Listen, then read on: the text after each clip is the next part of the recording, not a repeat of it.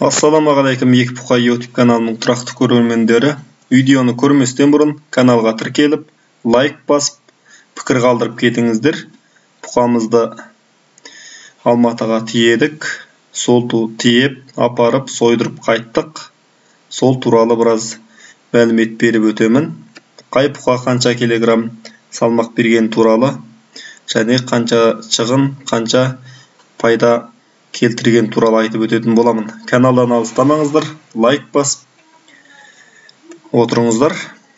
Лайк басып кетіңіздер. Әр қазақ бай қуатты болсын. Мына түпкі жақта тұрған жіңішке қоңыр бұқа 215 килограмм салмақ берді. 219 килограмм салмақ берді. Ақ бұқа 218 килограмм. Жаңағы жіңішке қоңыр бұқа 192 килограмм.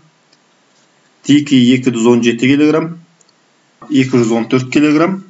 Және тарғыл қасқа 229. Қоңыр 228. Ала бұқа 175 килограмм. Қара бұқа 205 килограмм. Тарғыл 193 килограмм. Ақ бұқа 185 килограмм.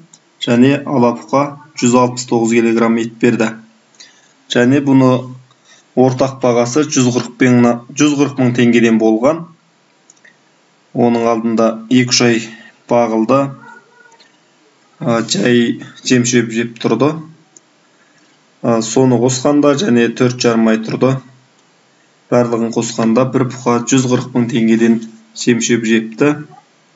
Сонда маған қалдырған пайдасы бір бұқадан 180 мың теңге аралығында пайда қалды.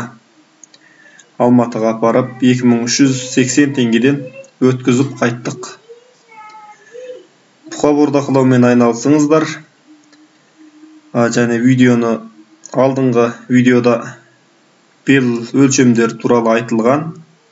Тірі салмақтары сол жерде барлығы айтылған, видеодан көрсеңіздер болады.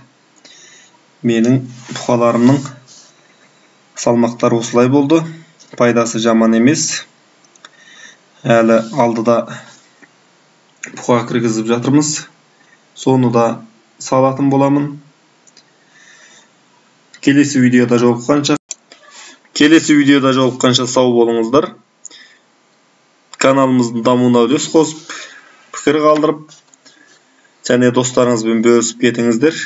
Әр қазақ бай қуатты болсын.